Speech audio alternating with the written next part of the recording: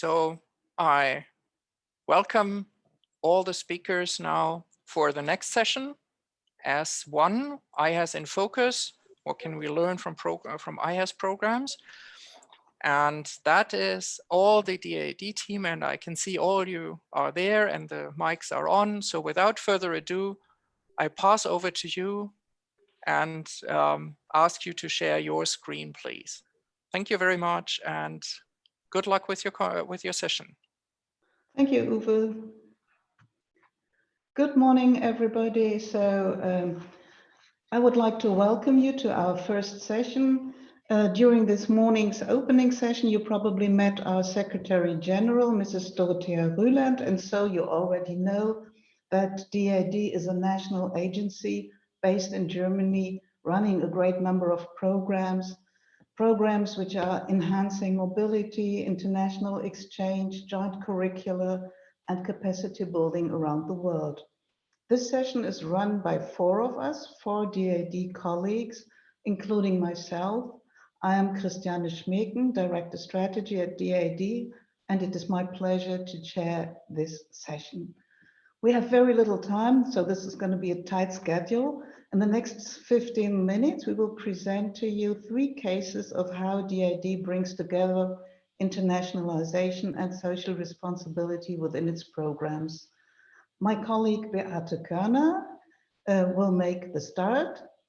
Beate is in charge of Erasmus Plus partnerships and cooperation projects in the Erasmus Plus National Agency, which is also part of DAAD. This is specific in Germany that it is included in DAAD. She will talk about a perfect IHES example called Europe Meets School. Second comes Ursula Peintner. Ursula is responsible for the Department Development Cooperation and Trans-Regional Programs at our institution, and she will present one of DAAD's programs working on health issues, which is called Partnerships for the Health Sector in Developing Countries, and she will be highlighting how this program is connected to IHES. Last but not least, Benjamin Schmeling, who's in charge of transnational education projects in the Middle East, Africa, and Latin America, so quite a vast region, as a matter of fact. We'll talk about the Capaz Center in Bogota, Colombia. This is a German-Colombian university initiative supported by DAAD, focusing on the process of peacemaking and reconciliation in Colombia and elsewhere. Just to sum up what is ahead of you, we will present 3 case studies of projects funded or co-funded by DAAD and working respectively on the issues of European identity, health systems, and peace. Let me say a couple of words about the lessons learned that we are trying to convey to you. What our basic question is, how are these examples of good practice connected to the concept of IHES and which? So let me start with the following observation. These projects that we will present were started a long time ago and long before the notion and definition of IHES even existed, which also means that they were not deliberately aiming at enhancing the social dimension of internationalization of higher education. What we will present to you are IHES projects avant la lettre, so to speak. The key message we would like to convey is that internationalization of higher education, as we understand it at DAAD, is intimately linked to the topic of global challenges. Most of our programs have this in common. We want to make a relevant contribution to the solution of the pressing problems of mankind in this global world. In order to make this work, you need a strong commitment to the principle of partnership. You also need to look across the fence and integrate people from other backgrounds. So much of what DAAD does quite naturally fits into the IHES approach. To my understanding, the basic takeaway of our session is that it broadens the perspective on IHES by showing that from a funding organization's point of view, a lot of programs already have this IHES gene without even being aware of it in the first place, and by working towards the Sustainable Development Goals of the Agenda 2030 in the second place. One last remark about our strategic mindset. I put here the main goals of the DAAD strategy 2025. And as you can see when reading through these, you see that there's a lot of references being made to society outside academia. So this is new for us. Before, our strategic ideas always were moving within academia, but now we really look at the world around us. And I think this also reflects three general trends in the internationalization field. One is that politics is getting ever more important, which is partly reflected in all the discussion on on science diplomacy right now. There's no borderline between what is happening in politics and what is happening in our field. Secondly, change processes in society are playing a larger role than ever. So to give you just three examples, the digital turn, diversity, sustainability, all of this really impacts on our daily work. And thirdly, I think a really important message was also issued by the Agenda 2030, which made it clear that the SDGs are not a task for developing countries, but for all countries, and that Western countries do have a responsibility to make this advance. So I think this is the big picture, and the concept of IHES really falls into place very perfectly within this picture. So that was my opening remarks, and now I would like to hand the microphone, so to speak, to Beate Körner, who will make the start. Thank you. Thank you very much, Christiane, and good morning to everybody. And I'm very excited to bring to you our program Europa macht Schule in German, Europe Meets Schools, as Christiane pointed out. And it's a small but really very effective program in terms of IHES, and it exists since 2006 and was actually founded by students after a conference with our former president, Horst Köhler, who had a conference with students from all over Europe talking about what keeps Europe together. And with that spirit, students started, and in 2009, the program came to DAAD, and we do this together with an association, Europa macht Schule, that is still run by students. And the idea of the program is bringing the idea of European exchange to life. So what lies behind that? There are European students that go as, so to speak, mini ambassadors into school classes in Germany. And together with pupils of all classes, of all forms, they realize a project about their home country, about Europe, and give a personal insight into the culture. So in a way, the pupils can experience a foreign culture in a very personal way because there's a direct contact between the pupils and someone from another European country. And so in that way, first of all, the manifold cultures in Europe become obvious, and it's for the students and also actually for the teachers.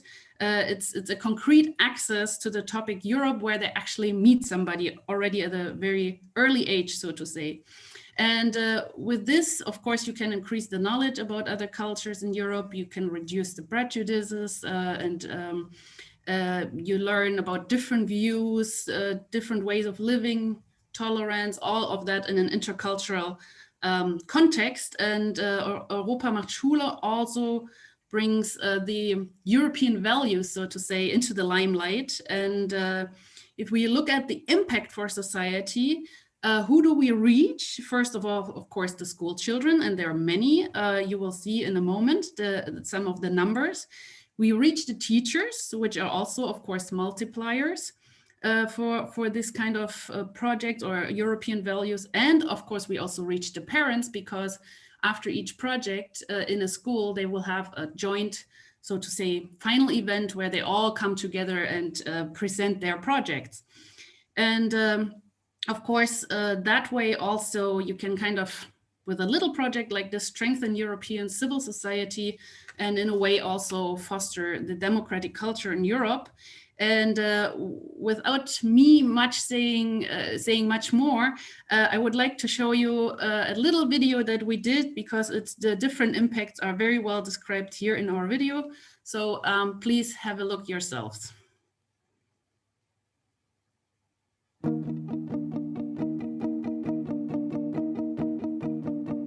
Ich habe bei Europa macht Schule mitgemacht, weil ich hatte Lust, meine Kultur in Deutschland vorzustellen. Und es gibt so einen Geist, vielleicht einen Europageist, die wir weiter füttern müssen. Europa macht Schule bringt junge Europäer und Europäerinnen im Klassenzimmer zusammen. Von 2006 bis 2018 haben über 1950 Gaststudierende ihr Europa in die Schule gebracht. Seit 2008 unter der Schirmherrschaft des Bundespräsidenten. Inzwischen führen jedes Jahr über 200 Gaststudierende ein Projekt in Europa macht Schule durch.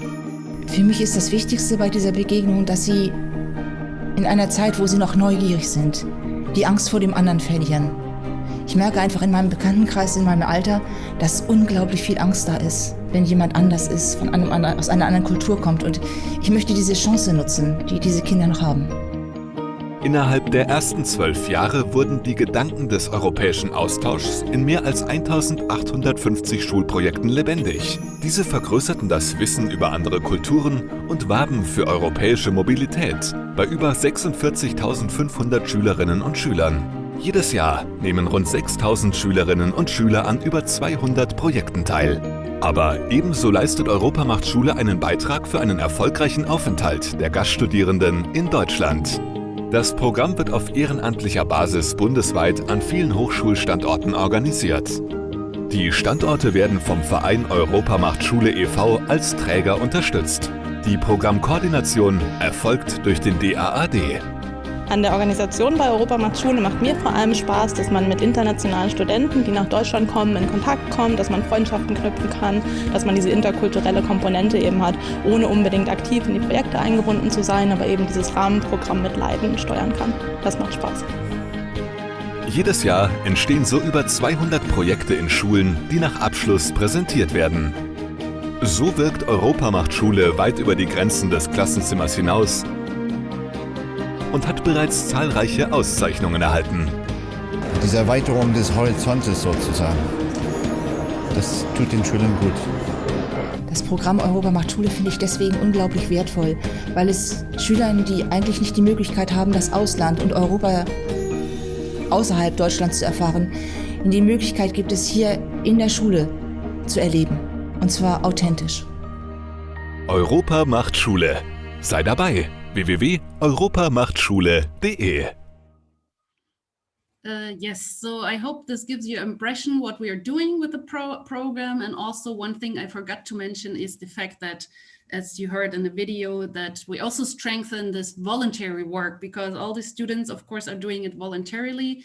And also the students at the German universities, and of course the teachers and the children, they are in these branches where they work together and do all this on a volunteer basis. So I think it's a great example, and it's small but very effective, as I said.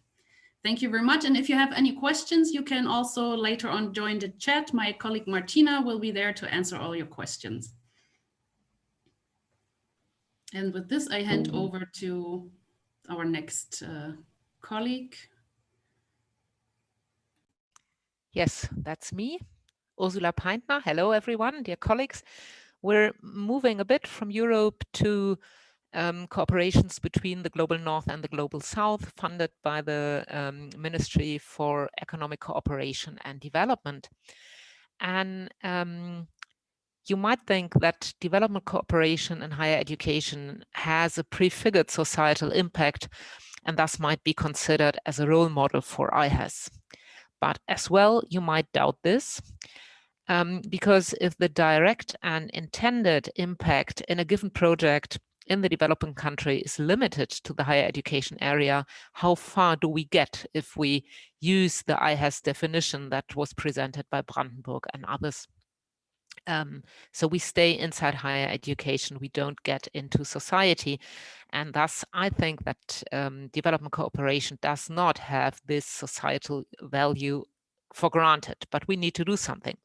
Further mechanisms are needed to ensure that societies benefit from higher education cooperations between Global North and South. And I will show you some of them using the example of our PAGL program. The PAGL program, as you see it outlined here on the slide, is funded by the Ministry of Economic Cooperation and Development.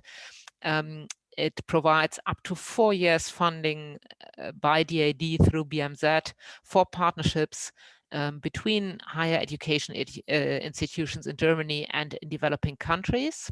Multilateral projects are possible, and the main target of the program is to enhance curriculum development in the fields of health and healthcare according to local needs and up-to-date scientific standards. So this combinations of scientifically up-to-date and matching local needs is most important for the program.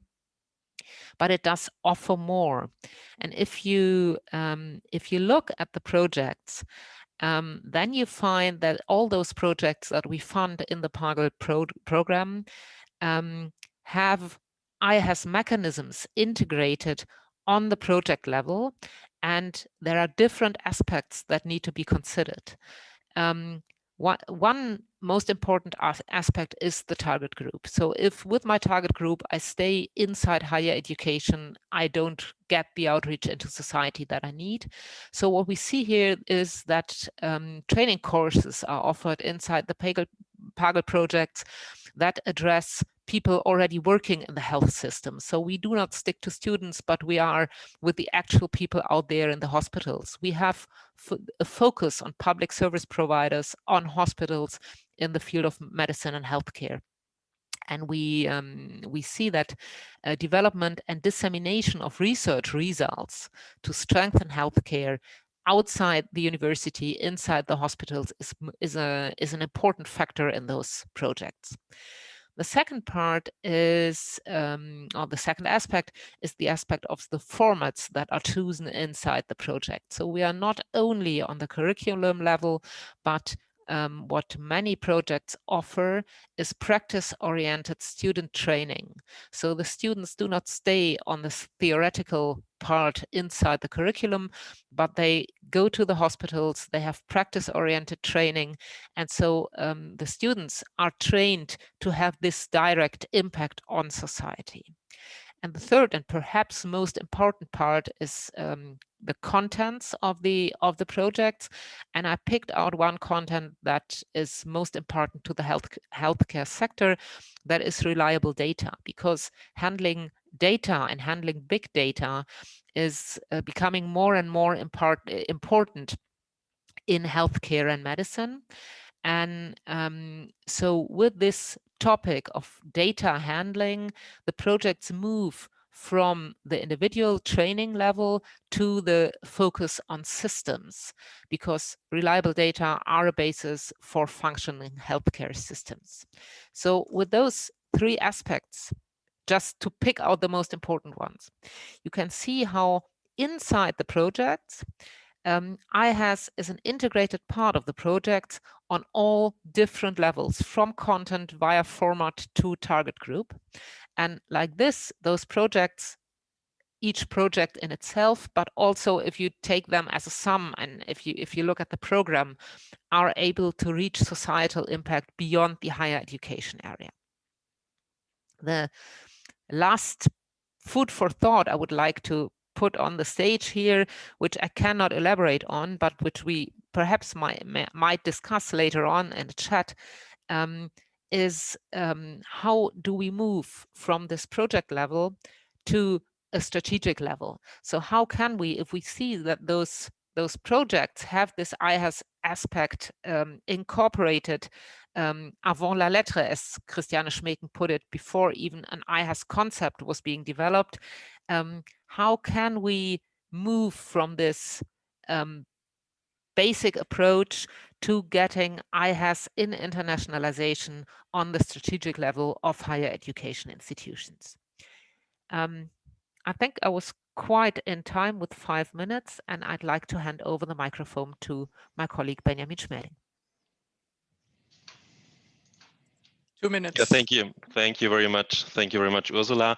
And welcome to everybody. Hello from my side. I would like to take the opportunity to present the German Columbian Peace Institute, Instituto Capaz, very briefly to you as one example for IHES on the project level. CAPAS was founded in 2016 as a political initiative of academic cooperation. It's completely independent politically, but it's funded by the Federal Foreign Office. It's the same year, the funding year is the same year of the peace agreement between the Colombian government and the FARC-EP. The peace agreement was signed in 2016 after years of negotiation and decades of armed conflict in Colombia, as you know. It is located in Bogota in the premises of the UNAL, the Universidad Nacional de Colombia, as the leading partner institution in Colombia, and the German counterpart is the University of Gießen. All in all, there are 18 other higher education institutions involved in the network, in total 7 in Germany and 13 in Colombia. And in Colombia, these universities are not only located in the big cities like Medellin or Bogota, but also in remoter areas, in smaller cities, so that they have a direct access and a geographic proximity to the conflict-ridden areas. The overarching goal of CAPAS is to scientifically accompany the peace process in Colombia, but with a very practice-oriented approach in research, and thus to contribute to sustainable peace building in Colombia. The activities in research, in teaching, in outreach, and all the transfer aspects are closely entangled and related to each other. The intended impact of CAPAS is to contribute to the reconciliation of the Colombian society, the reassertion of the rule of law, and the prevention of the violent conflict. So having said that, we could observe, or at least assume, that IHES is part of CAPAS DNA in a way, even if the concept of CAPAS had not yet been introduced in 2016. So in order to illustrate this, I would like to point out 3 aspects of IHES on the operational level, which are the conduct of practice-oriented research, the broad dissemination of the research results beyond higher education, and the practice-driven definition of the research agenda. Now, for the first aspect, we can discover, for example, that the pillars of the peace agreement, that means the juridical, the legal document, are mirrored in CAPAS 3 main research areas, which are the transitional justice, A, B, the peace building and remembrance culture, and C, peace, conflict, and territorial reconfigurations. So you can see that there's a very close thematic link between the official, political, or in that case also legal frameworks and CAPAS research activities. And CAPAS is well embedded in the social and political environment. Moreover, the research projects are conducted in the regions where the conflict was particularly virulent or is still affected by the armed conflicts. The participating universities are geographically, as I said, quite close to the areas of conflict and at the same time to the relevant topics. Secondly, the dissemination of the research results beyond higher education is paramount for the Instituto CAPAS. For example, it offers summer schools, trainings for young scientists, and at the same time for practitioners, for example, for judges, for public prosecutors, for lawyers, for NGOs, for all the actors who are involved and directly or indirectly involved in the practical part of the peace process. So the exchange is very important here. Furthermore, CAPAS publishes very regularly policy briefs with concise recommendations for the political actors, the decision makers, based on their scientific findings.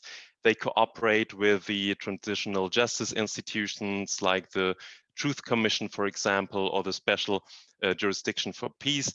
They also cooperate or are going to cooperate with other bodies like the German Federal Agency for Civic Education, the BPB. This is planned, it's not yet implemented, but the idea is to disseminate information and an educational offer for the civil society, for the families and the youth who were affected by the conflict.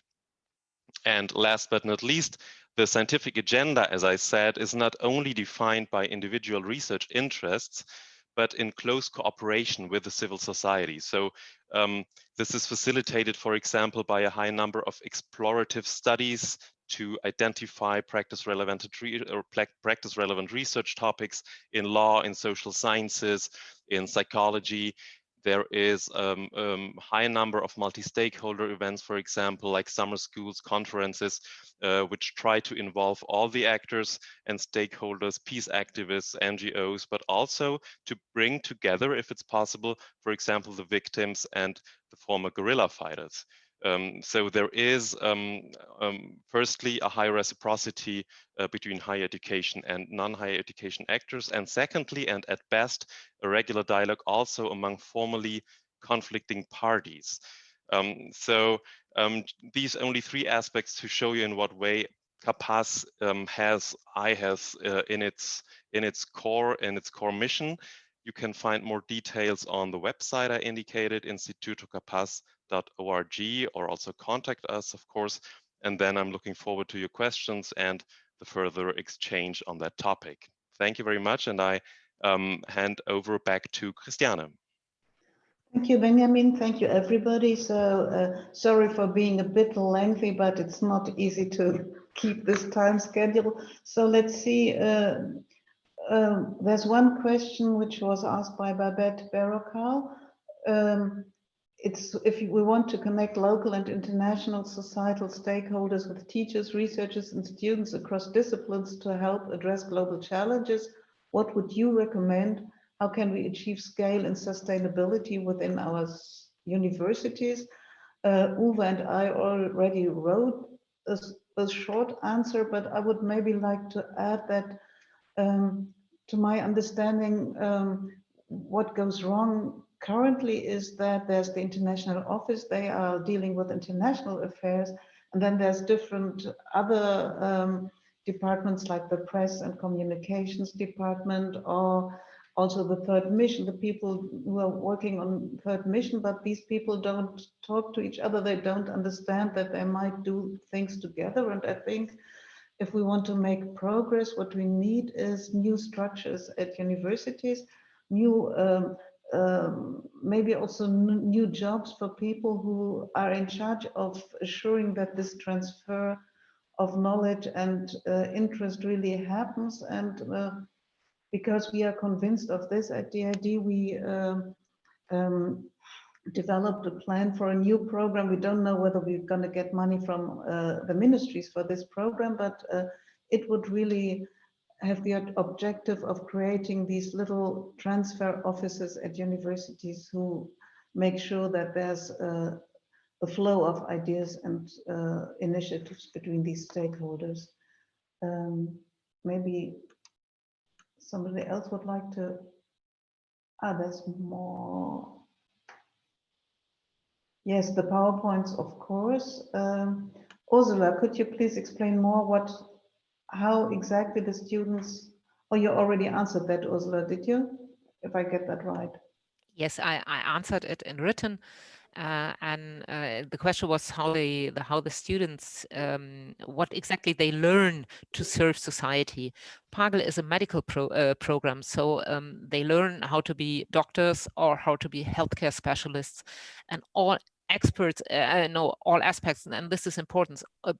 All aspects of the health system are integrated. It's not only like be a good doctor, but it's communication with the patient, it's healthcare system administration, and all those aspects are being integrated. And I think this is what serves society best. Thank you very much. I'm sorry I have to, be the strict watchdog of time in our It's okay. Yeah, no, but thank you very much. I think it was a very, very, very interesting session.